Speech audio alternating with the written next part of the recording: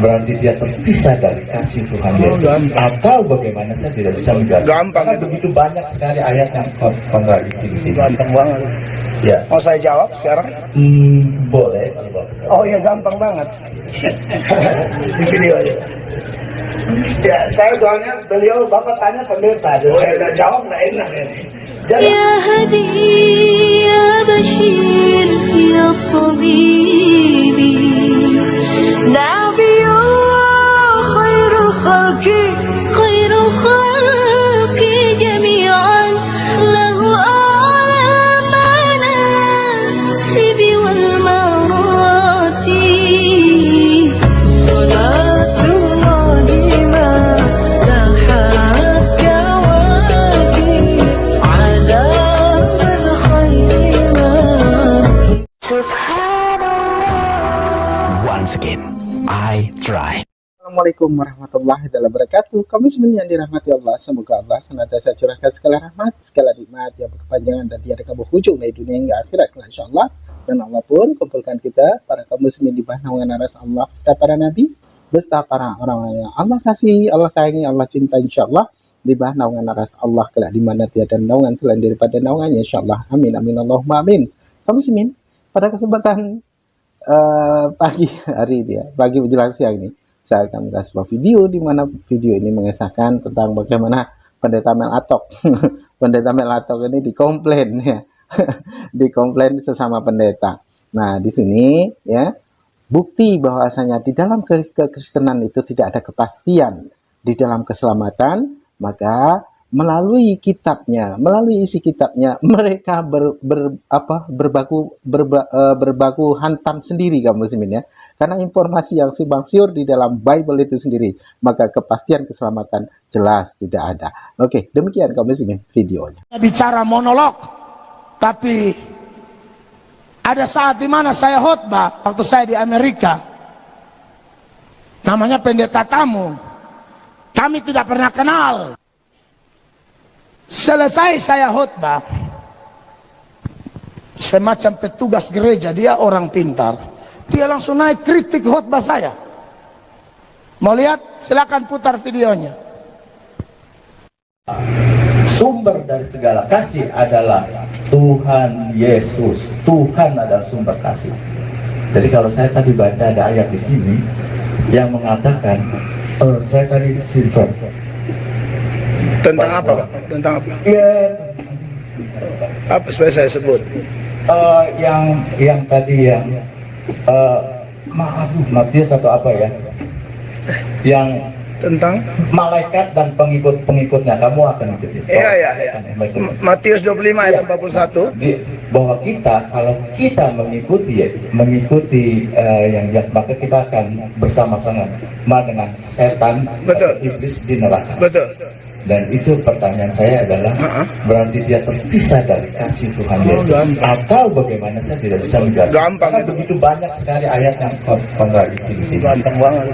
Ya. Mau saya jawab sekarang? Boleh kalau Bapak. Oh ya, gampang banget. Di video aja. Ya, saya soalnya beliau Bapak tanya pendeta aja, saya udah jawab nggak enak ini. Jadi ayat itu sudah jelas sesuai penjelasan saya tadi bahwa kalau Yesus mati di Golgota itu, orang menerima dia berarti orang itu terlepas dari kutuk. Bisa tunjukin ayat Galatia 3 ayat 13? Saya jawab pakai ayat aja Pak ya, supaya mantap ya.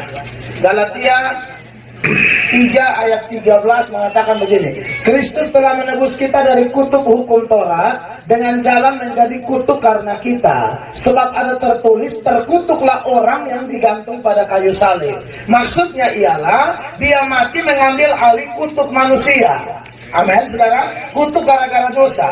Dan untuk bisa terlepas dari kutuk itu, ya, Yohanes 3 ayat 16 bilang begini Pak. Yohanes 3 ayat 16. Karena begitu besar kasih Allah akan dunia ini, sehingga ia telah mengaruniakan anak yang tunggal, supaya setiap orang yang percaya kepadanya tidak binasa, melainkan beroleh hidup yang kekal. Dengan kata lain, yang percayalah yang tidak akan terpisah dari kasih Allah Pak. Yang tidak percaya ya terpisah. Itu aja sih, gampang banget. Jadi yang terpisah itu karena tidak percaya Pak. Syaratnya harus percaya. Bisa diterima? Oh iya dong. Semua ada jawaban. Minta maaf, saya melayani tanya jawab ini di Indonesia, Pak. Jadi saya tahu. Yang nulis never fails itu gimana Pak? Kasih Kasih tidak pernah gagal. Oh iya, kasih tidak pernah gagal bukan berarti kemudian kasih itu diartikan orang berdosa sembarang tolak Yesus pun aman-aman, tidak bisa. Pengertian kasih bukan begitu. Kasih yang tidak pernah gagal itu adalah kasih kepada orang percaya, Pak. Orang yang terima Yesus sungguh-sungguh, ayat yang Bapak singgung tadi bilang, kita tidak bisa dipisahkan dari kasih Kristus. Itu Roma 8 ayat 31 sampai 39, Pak. Itu hanya berlaku bagi orang percaya, Pak. Orang percaya, orang tidak percaya tidak berhak mengklaim ayat itu. Termasuk kasih tidak pernah gagal, itu pun hanya bisa diklaim oleh orang percaya. Orang tidak percaya tidak berhak mengklaim itu. Jadi bagaimana mengklaim itu? Percaya dia dong. Terima dia sungguh-sungguh dong. Kalau tolak dia ya out. Gitu Pak. Masih ada lagi Pak? Ada. Saya bingung begini. Misalnya ini saya dalam konteks begini. Kalau misalnya dia memang tidak tertutup atau tidak mengakui Tuhan Yesus, Betul. Iya. Kalau dia masuk neraka, Betul. harus sekarang pertanyaannya, kalau dia masuk neraka dia terpisah dengan kasih Tuhan. Betul. Nah ini Nah lalu gampang. kalau dia masuk di neraka situ, apakah Tuhan Yesus bisa melihat dia? Bisa. Bisa melihat Saya dia? bisa buktikan ayat. Sebagai Tuhan, kalau katanya di neraka itu disiksa. Betul. Disiksa. Iya. Jadi kalau dia sebagai Tuhan, apakah Tuhan punya kuasa untuk mengeluarkan mereka dari neraka? Oke, saya jelaskan Pak. Yang pertama, Allah itu bukan hanya punya kasih loh. Allah itu punya keadilan. Jangan salah mengenal Allah. Karena Allah punya kasih, ya kasih saja. Allah punya keadilan. Neraka adalah tempat keadilannya dinyatakan. Dan selain keadilan, Allah itu punya aturan, saudara-saudara. Jadi kalau Allah sudah kasih aturan, kasih kesempatan diikut, nggak mau nggak bisa. Jadi rule-nya Tuhan, aturannya Tuhan ialah sekali surga tetap surga, sekali neraka tetap neraka, Pak. Dari surga tidak bisa pindah ke neraka, dari neraka tidak bisa pindah ke surga. Mau ke surga atau ke neraka, keputusannya selama kita ada di dunia ini. Kalau kita tolak Yesus, pasti masuk neraka. Dan jangan harap Tuhan bawa kembali kita dari neraka ke surga. Itu sudah aturan Tuhan. Allah kita itu kasih, Allah kita itu adil, Allah kita itu suci, Allah kita punya aturan. Jangan sebut kasih saja Pak, salah nanti. Pengenalan akan Allah juga lengkap kalau hanya menyoroti kasih Pak. Allah itu adil loh Pak, begitu ya. Nahum pasal 1 ayat 3, saya baca dulu ya buat kita, supaya dengan pembuktian data. Ini perlu loh, pola diri kayak begini di gereja. Kalau tidak orang salah mengerti Tuhan. Nahum pasal 1 ayat 3, perhatikan ayat ini ya. Tuhan itu panjang sabar dan besar kuasa, tetapi Ia tidak sekali-kali membebaskan dari hukuman orang yang bersalah. Inilah Tuhan kita. Mengenal Allah jangan hanya sepotong. Tuhan itu panjang sabar, lalu stop di situ. Ayatnya tidak stop di situ. Tuhan itu panjang sabar dan besar kuasa, tetapi Ia tidak sekali-kali membebaskan dari hukuman orang yang bersalah. Jadi begitu Pak, jangan ngomong kasihnya aja Pak. Allah juga adil, Allah suci. Dan karena Dia suci, Dia punya aturan. Bikin dosa terpisah. Yesaya 59 Pak, ayat 1 dan 2. Biar clear kita. Yesaya 59 ayat 1 dan 2, perhatikan. Saya suka Bapak ini bertanya, apalagi Bapak menyebut nama pendeta, saya jadi tertantang gitu loh. Minta maaf, saya harus jawab ini. Perhatikan, sesungguhnya tangan Tuhan tidak kurang panjang untuk menyelamatkan dan pendengarannya tidak kurang tajam untuk mendengar. Ayatnya yang kedua, tetapi yang merupakan pemisah antara kamu dan Allahmu ialah segala kejahatanmu, dan yang membuat Dia menyembunyikan diri terhadap kamu sehingga Ia tidak mendengar ialah segala dosamu. Jadi kalau ada dosa harus terima Dia supaya aman. Kalau tidak terima Dia pasti disiksa. Dan waktu disiksa, anak domba atau Tuhan Yesus hanya nonton Pak. Mana ayatnya? Tolong Wahyu 14 mulai ayat 9 biar clear kita. Yesaya lagi. Wahyu 14 mulai ayat 9. Wahyu 14 ayat 9.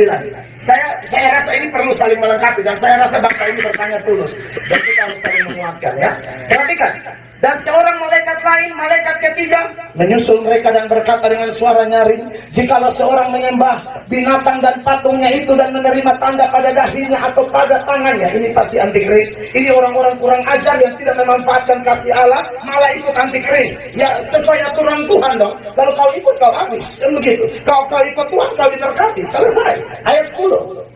Maka ia akan minum dari anggur murka Allah, yang disediakan tanpa campuran dalam cawan murkanya. Ingat Bapak Ibu, murka Allah selalu, semua dosa itu mendatangkan murka Allah. Tapi kalau masih di dunia ini, saya bikin dosa misalnya, atau Bapak Ibu bikin dosa, Tuhan pasti murka, tapi murkanya ada campuran. Campuran belas kasihan, campuran pengampunan ketika kita mau datang kepadanya. Tapi kalau sudah di neraka, aturannya udah tidak bisa. Itu sama seperti ujiannya tanggal 20 Mei, saudara belajar 25 Mei, ya salah. Ujiannya udah lewat. Gitu loh. Perhatikan ya. Dan ia akan disiksa dengan api dan belerang di depan siapa? Mata malaikat-malaikat kudus dan di depan mata anak domba. Tuhan Yesus melihat penyiksaan itu. Demikian tadi kamu sini. Baku hantam, pendeta versus pendeta. Jadi di saat khutbah saja dikomplain gitu ya. Belum pernah ada sejarahnya ya di dalam Islam ketika ada seorang dai ya, ada seorang kiai, seorang ulama berceramah ya di depan jemaah lalu dikomplain oleh kiai lain atau ustadz lain. Itu belum pernah itu terjadi. Namun berbeda ketika di dalam kekristenan ini. Lucu kamu muslimin ya. Saling komplain ya, saling unjuk gigi, saling unjuk kepintaran. Padahal semakin diurai, semakin nampak bohongnya mereka itu. Padahal apa yang disampaikan pun tidak nyambung juga dari ayat satu ayat dengan yang lain. Oke, demikian saja kaum muslimin yang dapat saya sampaikan dan saya akhiri video saya ini. Wassalamualaikum warahmatullahi wabarakatuh. يا هدي يا بشير يا طبيب نبي خير خلق جميعا له أعلى المناسب والمراتب صلاة الله ما لاحت كواكب على من خير ما سبحان Once again, I try.